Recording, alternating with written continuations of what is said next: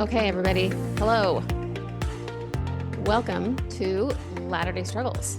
I'm doing a live on Instagram, but I am also going to be recording this so that we can have this on the record.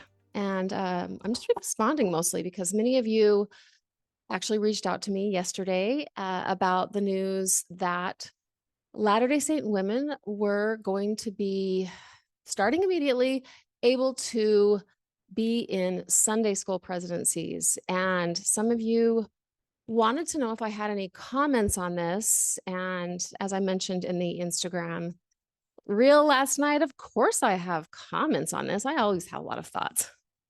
Happy to see a lot of you jumping on to Instagram. I'm going to try to navigate this with a computer screen and an Instagram screen. I'm mostly going to be looking at the computer because I do have to say, when I do these things, especially last minute, like between last night and today, I'm going to have to peek at my notes a little bit. But I am really grateful for those of you who are here today. I'm happy. I'm always happy when you reach out, and I am feeling a great deal of gratitude. This is a digression, so just, be ready for it. I just want to open this by a completely different topic by just saying thank you all. And I really love and appreciate all of you so much. This is like the year mark of when Nathan and I had to go through that rather emotionally loaded experience of going public about the resignation experience. That was the 17th of March, St. Patrick's Day, as it would turn out.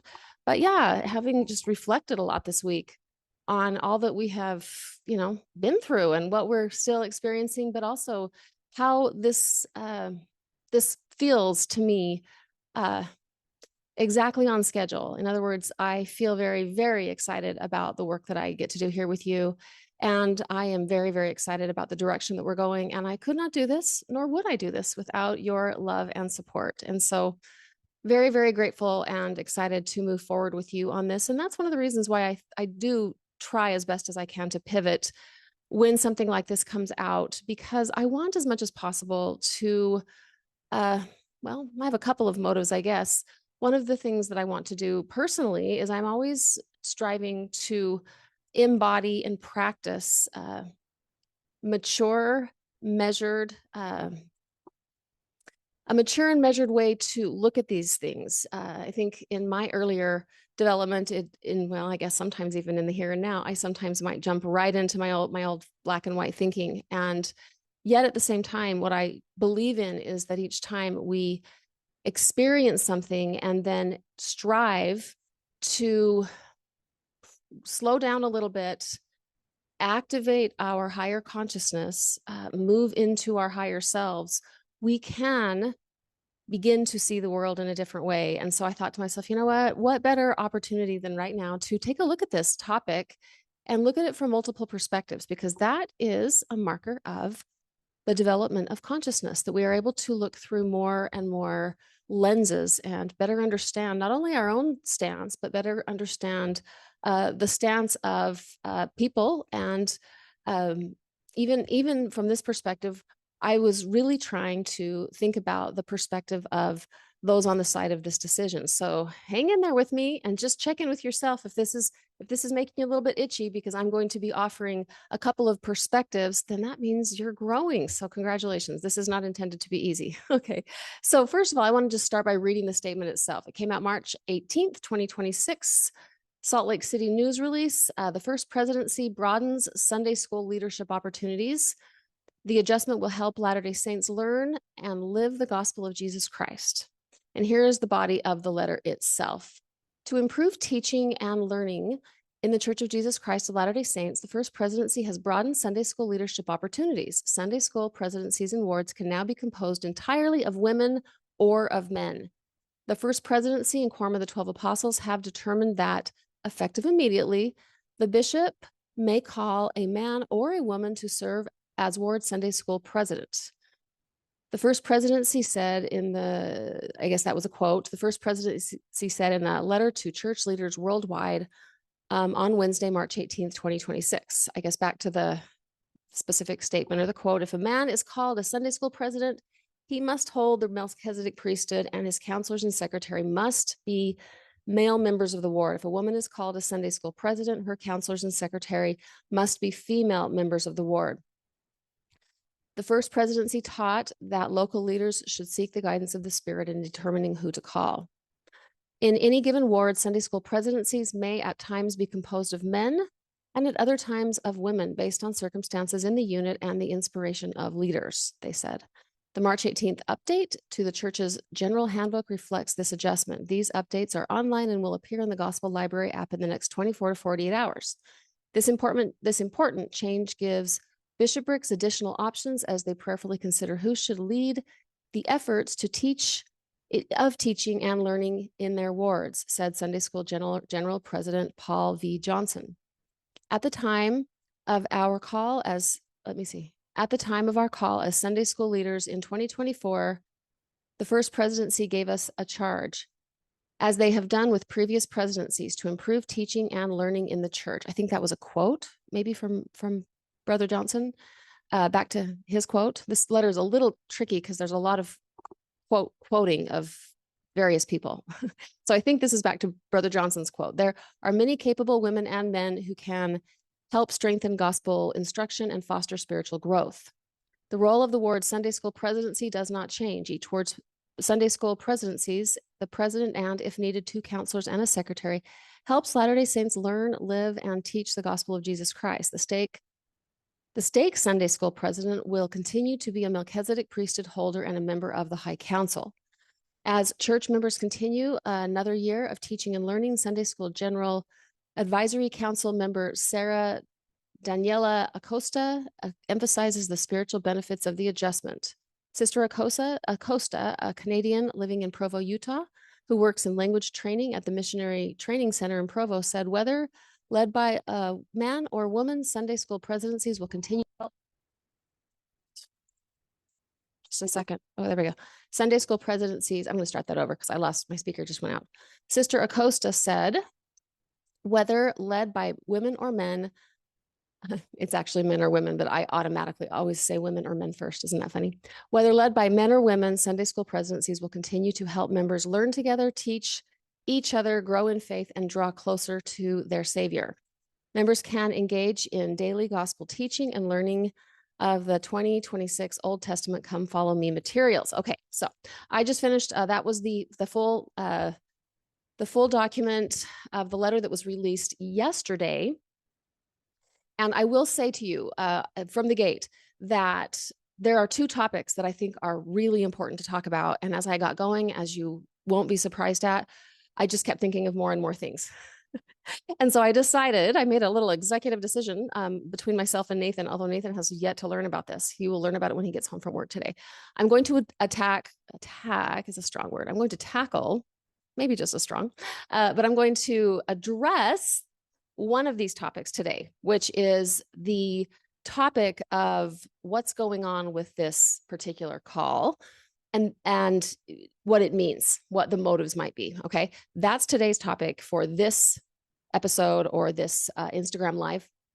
And then later with Nathan, we're going to tackle this other topic, which I find fascinating and so much to say about it, which is why I want to put it off a little bit. I want you to stay tuned because in a couple of Mondays, I'm going to address with Nathan this interesting little caveat that women and men can't serve in presidencies together. I think there's a lot there that I want to spend time on a different day. So stay tuned for that. Okay, what I do want to spend some time talking about here is what is bigger picture. I want to go a little bit more macro here and talk about the fact that this thing happened. This thing in and of itself happened because it's interesting. And there are a couple of different ways to think about this. Okay. So I want you to think about big picture. We've got I'm going to offer to you 2 perspectives of what may be going on here. But before I even do that, I want to address with you 2 large populations that currently exist in the Church of Jesus Christ of Latter-day Saints. Okay. Now I have the advantage, I guess we could say, of being both. And I will have to say, I have been one of these, I've been on one side of this equation for the majority of my life. And in just the last few years, I think I was a little bit of a late adopter, not the most precocious girl out there by any stretch of the imagination. I wish I was one of those little 8-year-olds, noticing all sorts of, feminist ideas, but I wasn't. And so I spent most of my life as a rather traditionally believing Latter-day Saint. And now here I am, actually quite grateful that I have that perspective, because I think in some ways it really, really helps me stay connected to that worldview and have a lot of compassion for people that are in that space. And so I want to just start by offering to you, in hearing this new news release, I want to try to manifest what I would imagine each of these different segments of the LDS Church are thinking. Okay, so let's go ahead and start with what I'm going to borrow Jana Reese's word from the book that she is publishing here pretty soon. And she's been on the podcast a few times and actually labeled 3 segments of Mormonism. If you think of the entire pole of Mormonism, she has the loyalists on the one end. If we're thinking about a complete spectrum, we got the loyalists on one side, the leavers on one side, and in the middle you have the liminals. Okay, I'm not going to spend too much time talking about the leavers today, just because I don't think they're as engaged in a conversation of this nature. They've already they're beyond probably being too engaged in a topic of this nature. But I want to spend some time talking about the liminals, those who are still engaged in the church and care about something like this, and of course the loyalists. Okay, so from the leavers, there we go. All right, from the liminals perspective, before I jump into that, I'm going to take a little drink. Hold on. Okay, so a liminal, and by the way, that was a new word for me a couple years back, as I was just how you pick up new words as you go. But a liminal is someone who is on a threshold or in an in-between space. So if you're in a liminal space in any area of your life, you are on the edge. And that is generally, it's a good thing. It means that you are transitioning through some sort of a stage of growth and development, but it is that's kind of an insecure space, because you're not sort of square in the middle of anything. You have not quite moved beyond something, but you haven't also quite moved into something. And so you're on a threshold. And there are a lot of Latter-day Saints that are liminals on the edge, as it were. And that's a good thing. That just means that they are trending in the direction of growth and development, and also wanting to stay connected in some way to the Church of Jesus Christ of Latter-day Saints. And if that's you, you're my people. I really want to serve this population of people that sees the value in their earlier stage faith, and also sees the value of their Mormonism from perhaps an ethnic or cultural perspective. Okay, so from the liminals perspective, they're generally speaking really wanting change. We're wanting reform. We're noticing and experiencing the benefits of equality in all sorts of realms of our life. And it's definitely going more slowly in the Church of Jesus Christ of Latter-day Saints. So we get something like this, and we experience this probably or possibly as this is breadcrumbs. Not quite enough.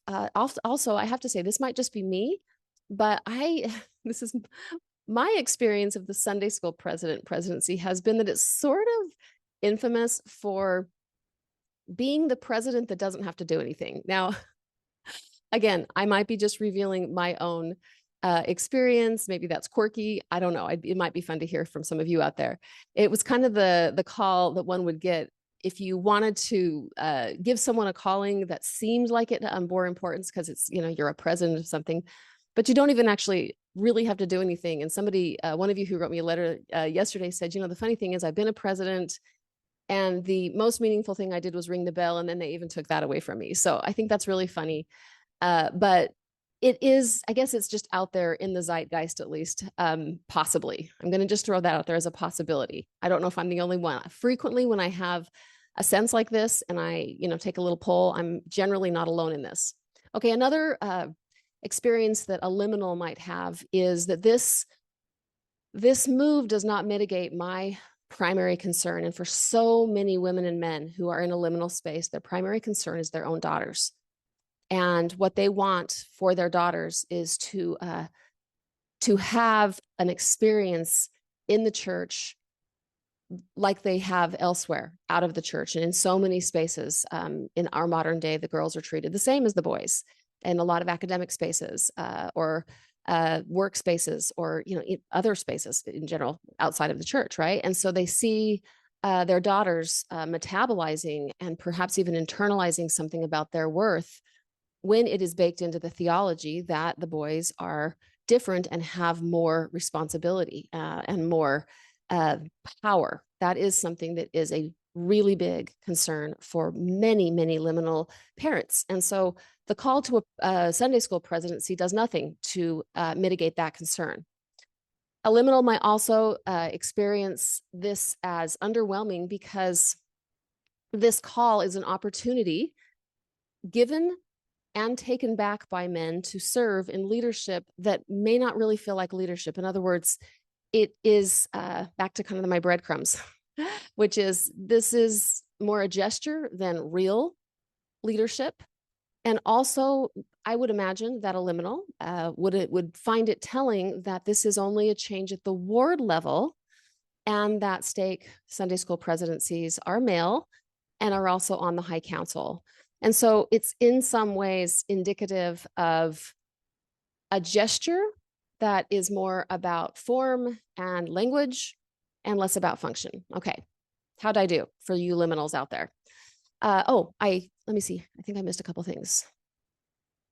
Oh yeah, I did miss a couple things, but not really because I already had mentioned the same gender role, which I'll go so much more deeply into in the next episode that I do on this. But just in a nutshell, a liminal may experience that caveat as a little bit, is insulting too strong of a word? But just treating us like untrustworthy adolescents, not acknowledging that many of us have worked and continue to work on a day-to-day basis in other realms, especially professional realms and in leadership realms with people of the other gender and do so quite competently. So that's something that a liminal may feel. Okay, let's pop over to loyalists and talk about, that's also Jenna Reese's word. I want to give her credit for that because I love it. A loyalist might think something of this nature, and I'm going to be completely candid with you. As I mentioned, I have spent a great deal of my life as a loyalist, and I feel like I really understand that person because that person has been me or was me for so long. Okay, what I might find myself saying if I were to hear a liminal processing this is, and this, if this sounds like I'm like so natural at it, it's probably because I was probably pretty forceful in my opinions of liminals back in the day, which of course is always a good, healthy feeling to, be able to sit in. I might have found myself saying, you complain no matter what. You're going to complain when they don't do anything. You're going to complain when they do things. You're just trying to be difficult. As a loyalist, I might find myself saying that I would rather, I want to just serve in any capacity. I don't want to aspire for leadership. I don't mind if the men have more callings. I have plenty of things to do. I don't want to worry about it. I don't want to serve in a presidency with other genders. I want to make friends. I want to have opportunities to be with other women. I'm trying to also kind of vibe what a loyalist might say something like, the brethren are doing the best that they can. And once again, you're being critical and just trying to hurt the church. The church is here to help us. It's here to give us community. It's here to help us make covenants and get back to God. And you are just being critical and maybe even selfish. I want you to just notice at least what I kind of thought about. I don't know if I did a good job of articulating this or giving in my examples this idea, but I suspect that a loyalist would probably be less inclined to discuss particular parts of any updated policy and lean into sort of larger picture things, right? Thematic things such as the important thing is to follow the prophet independent of what the specific issue is, or the important thing is to be obedient. The important thing is to notice the relationship that we are in, where when we will be blessed if we keep our covenants or our obedience to the teachings of the prophets and apostles. And they also would probably, as a loyalist, find comfort that comes from the belonging of being in a cohesive, structured community. And they'd probably be less interested or even worried about what that structure is when it comes to hierarchy. In other words, it's okay, let the guys do it. I'm okay because I find belonging, comfort, and safety in the structure as it stands. Okay, so what we're looking at here is these different responses, just in a nutshell, actually represent different stages of psychological development. You could also call this different stages of consciousness development or faith development. Many of you are familiar with, there's all sorts of models of stages of faith out there, and it is all of them are developmental in nature, and they basically just talk about how human beings very predictably grow through stages that can be mapped onto psychology, relationship, sexuality, and even the relationship with faith and religion. It's as predictable. And all we're looking at here is there are two different camps that are behaving exactly how each of these camps behave. Okay. So very quickly, the loyalists are belonging oriented. They're more conformist. Their authority is focused on an external figure of power. They benefit from clear direction, and they also benefit from well-defined transactional relationships with God and the church, who represents God. And they find a lot of reassurance that certain outcomes are guaranteed them for obedience and conformity. This is developmentally where they are, and you're going to find this mapping onto how they also look at other institutions. They're going to probably feel very similarly about a government or even about a professional setting. They want to belong. They're okay to be conformist. They're okay to lean on an outside authority.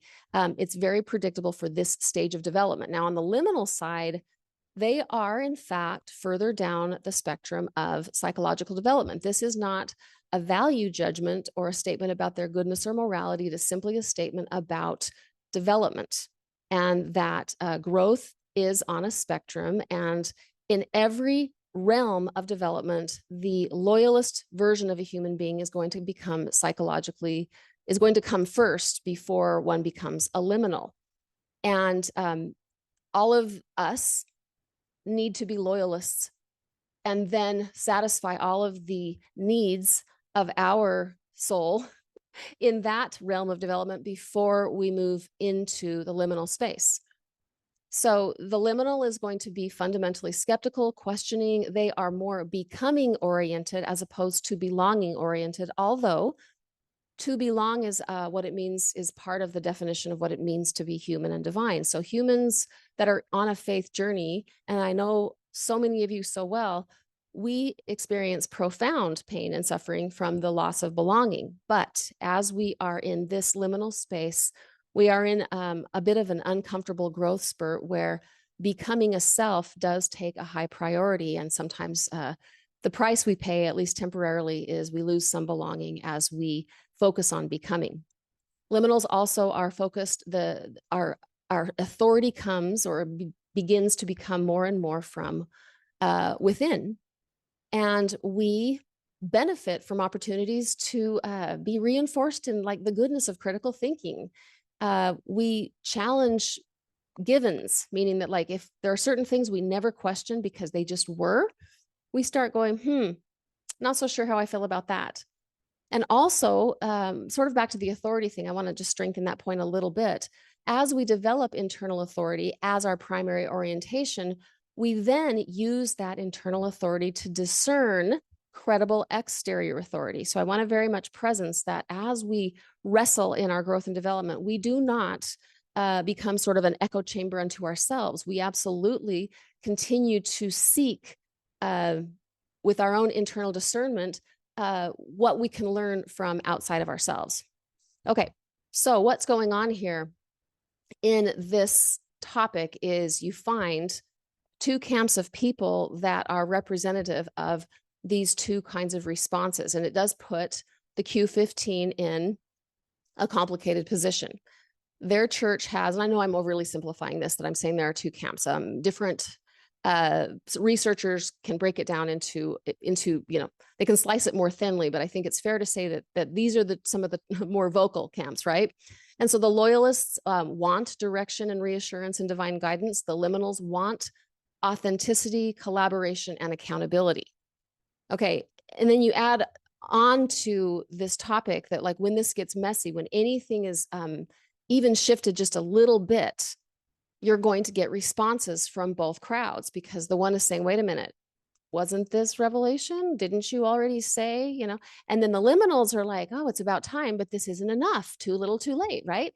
And so you have this tension point where the prophet and apostles feel this pressure to manage these very important issues that definitely do need addressing. And to their credit, they are in some way, shape, or form addressing them, but they also concurrently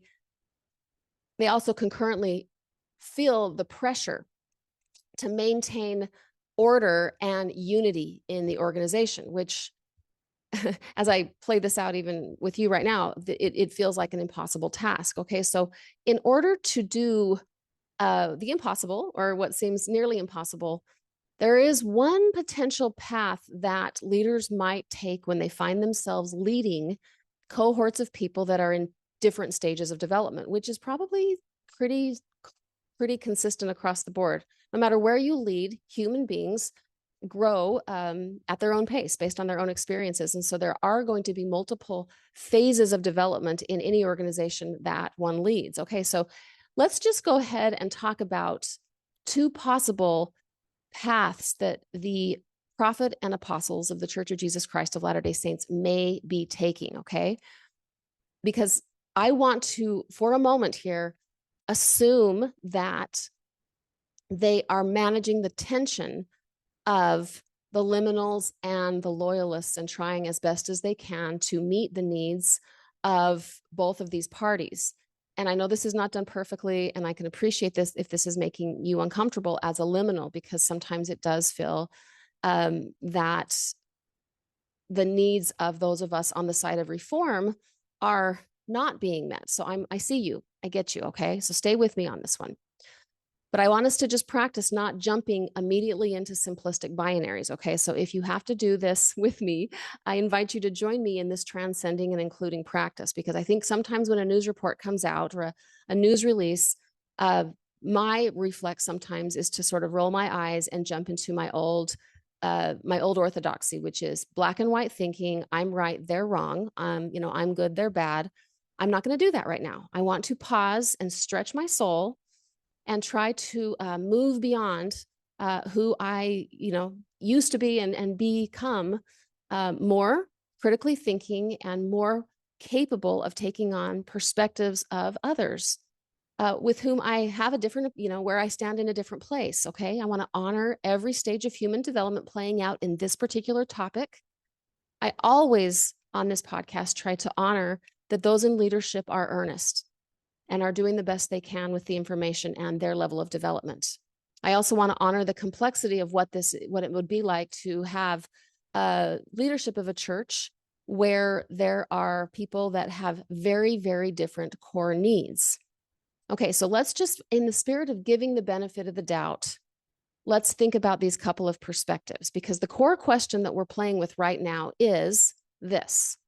Is this issue, or this particular little change in women's issues, is this concession and some of the other minor concessions that have been happening over the years a gradual move towards something real when it comes to gender equality? Or is this just a way to relieve pressure by introducing symbolic changes without having any intent of making any structural changes to the system? Okay, so I just offered two possibilities. Which one is it?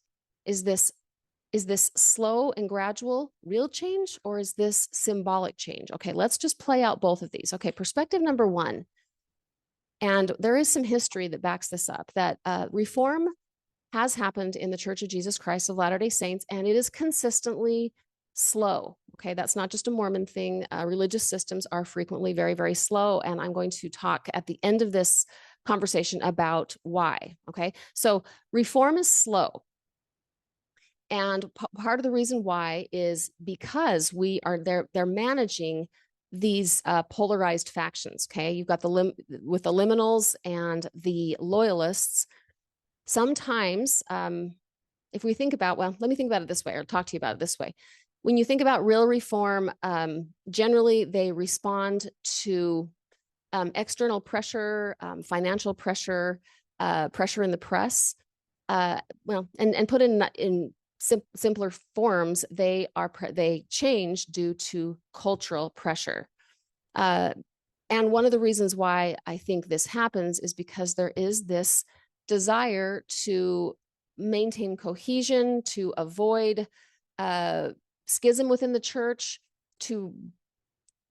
The slow pace is in part because I'm suspecting they themselves are very conservative and would prefer not to make the changes. And there may also be some who want to bring the conservative membership along. And the fact of the matter is, this is very, very discouraging. And I really do think a lot about this because I have been told by people that are more connected to these gentlemen that there is quite a range of philosophy in even the Quorum of the 12 Apostles of the Church of Jesus Christ of Latter-day Saints, that some are, in fact, more liberal and would prefer said differently, I think there are some that might align with us liminals more than we would expect. And that kind of heartens me in some ways and kind of discourages me in other ways, right? So a best case scenario is that they are making these reforms, but they are intended to be gradual moves towards real gender equality reform, okay? There's a word for this. It's called gradualism. Gradualism is the idea that major moral change happens step by step, and that this is done to maintain the stability of the institution or the system itself. Evolution is generally, if not always, more stable than revolution. Evolution is slow, revolution is fast.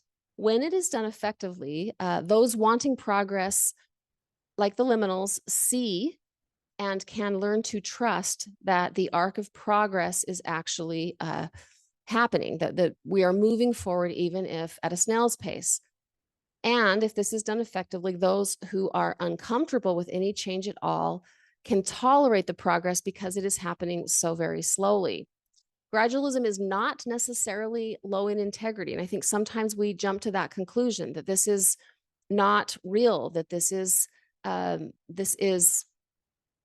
always an act of placating. And I'm not saying that it's not, but I think sometimes we jump to that automatically without integrating our increasing complex thinking skills, and we just make assumptions. So the idea here is that gradualism can be a move in the direction of integrity. And I want to strengthen that point by offering to you some thoughts on how this is actually, there's some historical precedents to this. And I was very intrigued by this phenomenon when I learned about it. President Abraham Lincoln, as we all know, is freaking amazing. And he was deeply involved in another issue around equality. Of course, the big topic of his day during the Civil War was racial equality. Abraham Lincoln saw the extreme polarization of the United States of America in its infancy. And he also saw that it was extraordinarily polarized around the issue of slavery because the United States was essentially broken in half. You could carve it in half based on where people stood on this issue. As he developed himself, he became more and more and more convinced that slavery was wrong. His internal moral code really strengthened around this point as he matured, which is exactly what humans do. Keep in mind that we all begin as loyalists. And as we psychologically evolve, we become more and more able to take on the perspectives of others and to see other human beings as divine. And we really try to flatten out these power hierarchies. And so as Lincoln was evolving and growing himself, he began to do the very same thing. And he started seeing the extreme evil of slavery while he was also in a leadership position where he had to look at these two factions. And so instead of sort of inviting revolution, which he probably correctly believed would have a high likelihood of sort of destroying the American experiment, at its very, very early days, he invited a gradualist approach. I'm interested to know if any of you were aware of that, because I sure wasn't. So let me just give you a little bit of a breakdown. When Lincoln took office in 1861, what he proposed was gradual emancipation. Slavery would end over time, not immediately. He even said it could take years or even decades. He also offered compensated emancipation, meaning that he was willing to pay slaveholders to free enslaved people. He also was interested in allowing this to be done at the state level. He was recognizing and probably uncertain about how much the federal government should get involved, and kind of wanted the states to take some ownership in doing this as well. He also suggested, as part of this gradualization process, that Black freed Americans might resettle somewhere else outside of the United States, because he was sensitive to all of the racial issues of the day, and that there could be major issues with Black people and white people living near each other. And I want to just pause here and just recognize with you that, like, this is uncomfortable to talk about, because it's a loaded subject, and I think it brings up in me just a lot of sadness, I guess, as a Caucasian American person, that this is part of my own legacy. The point I'm trying to make here, and the reason why I am making it in this context, is because this is a man of great integrity who was being strategic, because he was trying to be sensitive to very, very different worldviews, to people in his country who saw the world very, very differently. And he was trying to preserve some degree of stability in a very, very fragile early union, the United States of America, and wanted to do so in a way that was slow, and therefore hoped for a little bit more steady, because he recognized the fragility of it all. He was trying to hold the United States together long enough so that he could make this massive change. He was not in any way, shape, or form trying to placate those who wanted racial equality, but he was attempting to hold their position or to honor their position while trying to keep the whole system from collapsing. Now, we may not agree with this, but at least I hope you can see that this is something that some leaders of integrity do. Now, we might just apply this to the LDS context and to the moment, to the here and now. We could see the potential of this little Sunday school presidency step being not something that is just too little too late, but potentially a signal that the church is trying to normalize women in leadership, slowly reduce resistance in preparation for long-term structural change. Now, this gradualism works only if it's moving towards an ultimate outcome, and if leadership doesn't just stop short and recognize, or at least falsely, feel as if they have done enough. And it also works if not only does leadership stay engaged, but that the pressure from those on the side of reform stay engaged as well. So it's a process that everybody needs to participate in. Gradualism works if it does not become a permanent delay, and if there are incremental steps going slowly but surely in these institutions. Now, I don't have a list in front of me of all of the small steps that have been taken, but I kind of just scanned my, my little feminist reform Rolodex in my mind. And I will say that, as underwhelmed as I have been with the steps that have been taken in the past many years, there have been many steps taken at the institutional level. Anything from some of these changes in the temple to the garment change. And again, I know this is loaded and it's not enough, but I'm just wanting to stretch our critical thinking skills to say, okay, is it possible that gradualism is taking place? And it may take way too long, but I personally, this is just me, I do not think that the Church of Jesus Christ of Latter-day Saints is going to die on the hill of women's issues. I really, really don't. And believe me, I have given this one a lot of thought. I personally think that the LDS Church is eventually going to give the women the priesthood. It may be after I'm dead, probably will be. And it may be that there are not very many women and families left when this happens. But my reasoning for this is that I don't see in Mormon theology, in the plan of salvation, kind of the core structure of our Mormon faith. I don't see women having the priesthood being a deal breaker inside of the construct of our existing theology. I just don't. Now, I will say, and I'm okay to put this on the record and be wrong, that I do feel concerned that the hill that the LDS Church will die on is on LGBTQ issues.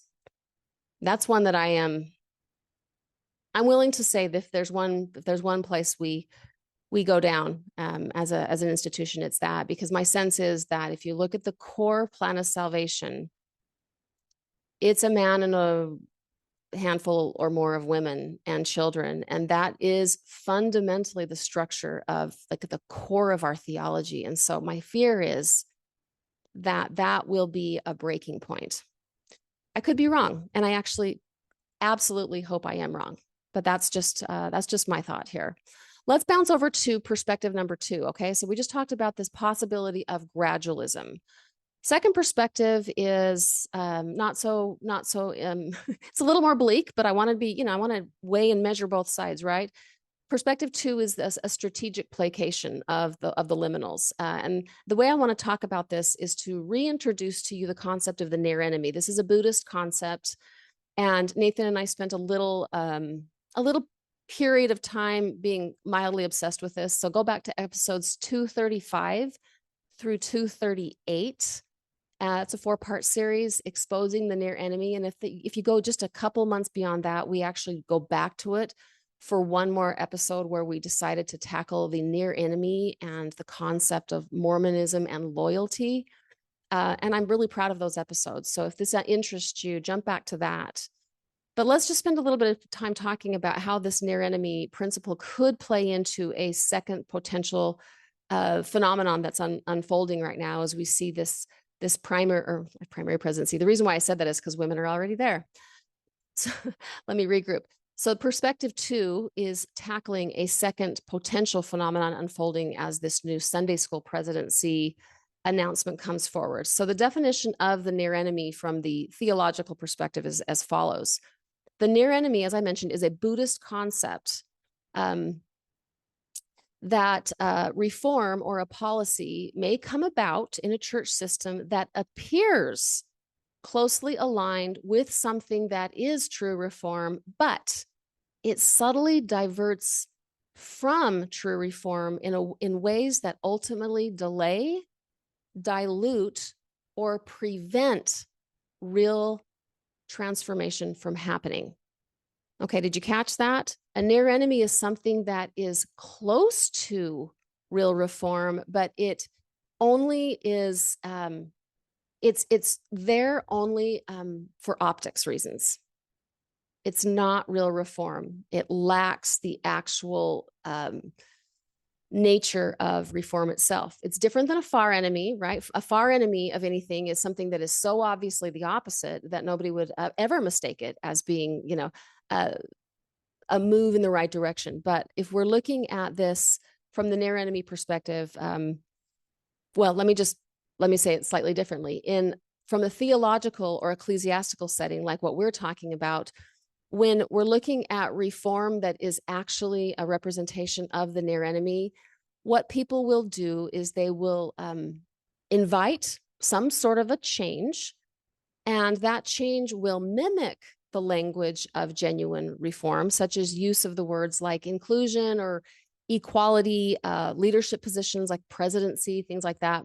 They will offer symbolic or partial concessions rather than substantive, I never say that word right, substantive change.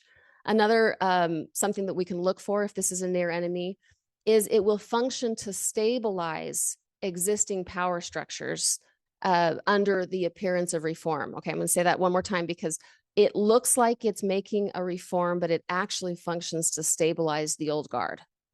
It reduces the urgency or pressure for actual reform to be taken place. And finally, it sometimes creates confusion by making it harder to distinguish between what is actually happening in terms of actual reform as opposed to the posturing of reform. In short, the near enemy in this case is close enough to sometimes feel like progress, but it's misaligned enough to actually serve to strengthen the status quo. This is tricky because on the one hand, I am a believer in gradualism, and I actually just put my name on the reality that I think women will eventually have equal rights in the church, because I don't think it can sustain itself without that. But I also can read this and see some reason to believe there may be some near enemy going on. I don't know. It's just an interesting phenomenon to be thinking about, right? So specific to our this situation, this is granting women of the church a label. They now have, I'm going to put this in hand quotes, authority, but they don't actually have any real decision-making power or actual governance. There's no structural parity. And it actually, in some ways, arguably creates the impression of equality without any substance behind it. Giving a woman another president title, but putting so many restrictions around it, in some ways, I think is arguably leaning into near enemy territory. Because if you have presidency, leadership, and authority, if you're using those words, it may strengthen the perception of equality without actually offering equality. Also, in this case, the structure and the organization of the church, in and of itself, is not impacted at all. It keeps ultimate authority to the men, and it even keeps mixed gendered governance out of reach. And even that right there would have been a step in the right direction, to have a female president presiding over a male secretary. That right there would be substantive. I'm never going to say that word right. Substantive. I can't say it. Never mind. You know what I'm trying to say. That would be real change. All right. So, but just this is what I'm trying to like parse out with you. The hoped for psychological effect of a near enemy kind of situation. I'm reiterating a little bit, but I think this is kind of a complex principle. It signals progress, which sometimes can serve to diffuse critique, but at the same time, it reduces pressure for deeper reform. And the institutional benefit of this is that it allows leadership to appear responsive while actually retaining the exact same existing hierarchical structure. Okay, so in summary, the near enemy is a situation that looks like reform. And in our case, it looks like we're moving towards women's equality, but it functions primarily to manage dissatisfaction. And it also preserves male-dominated authority structures, thereby slowing or actually substituting for genuine equality. Okay, so I've just placed before you two possibilities, and I'm here to say, I don't know, right? It depends on the day. There's the gradualist approach that serves as a stabilizing factor that is moving towards real reform. And then there is the placating side, the near enemy here. Last thing I want to talk about is how as I process this, I wasn't planning on talking about this, but I decided I wanted to, just because I think this matters. I'm here to say that I think that the Church of Jesus Christ of Latter-day Saints has painted, at least the leadership, we've painted ourselves, they've painted, certainly not me, I'm not a leader of the church, they've painted themselves into a corner, but it's unnecessary, okay? What I mean by that is this, okay? This is not an LDS phenomenon, by the way. A lot of more conservative or fundamentalist leaning churches claim to speak for God. They claim they're the one and only. That's, again, a characteristic of an early stage faith church. Just as I mentioned, there is an arc of development in the human being, there is an arc of growth and development in the church system, anywhere from very early and lower in maturity, and all the way up the spectrum. Okay. And they mirror characteristics. One of the characteristics of an earlier institution is this claiming authority from God himself, right? The male God. So if you think about that as a foundation of this conversation, I'm here to propose that any and every issue that happens that's connected to reform of any nature really brings up a larger question than the issue itself. So, from today's perspective, is this conversation and is what's going on and is what makes so like the polarized camps have so much emotion around this? Is it about women's issues? I think so. Is it about power? Sure. Is it about priesthood and equality? Yes. But I'm here to say I think it's the heat around this from the perspective of leadership. It's not about what it's about. It's generally never about what it's about when there's a lot of emotion and the topic is heated, because I think what we're talking about here is that in moments of necessary reform, we're looking at Mormon leadership and the question of their claim to divine authority. When you say you are speaking on behalf of actual God, it sure makes reform really, really tricky and touchy and sometimes even embarrassing. It just seems to play out consistently over and over and over again in our church around issues of gender and power. So I do think this has to do with the primary issue may feel like gender and power because it keeps coming back, but it always gets messy and more complicated because it really is touching into the larger problem of what the church has done to itself, predictably as an early stage faith, about claiming divine authority, which makes it very, very hard to address change and reform.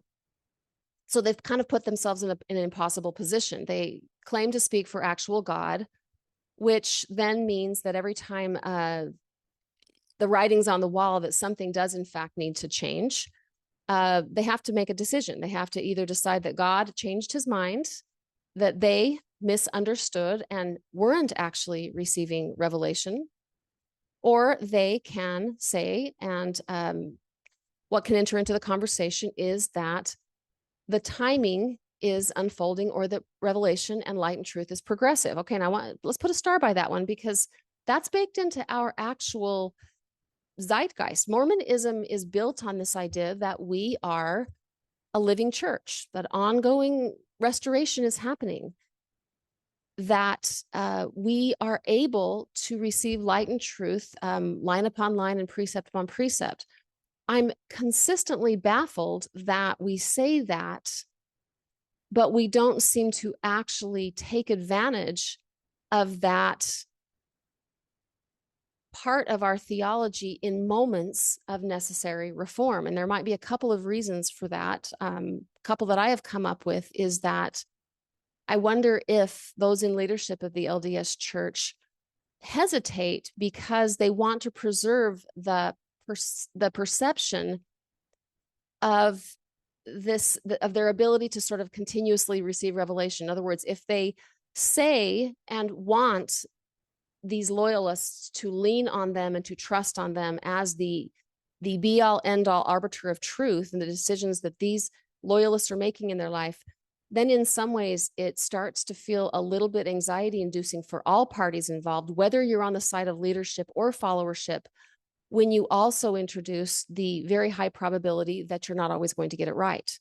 So they may be hesitant to lean into restoration of truth and ongoing revelation because they want to avoid the implication that sometimes leadership is fundamentally wrong. And the thing that is interesting is that liminals would be overjoyed with that kind of dialogue, because what liminals are looking for is accountability, collaboration, dialogue, this idea that we are working together to discern light and truth, that all of us have the capacity, because we are all divine, to intuit God's wisdom and that it's okay for us to be wrong. We can manage and navigate these things. That's a liminal perspective. The loyalist perspective is more conditioned around, I want you to tell me what to do.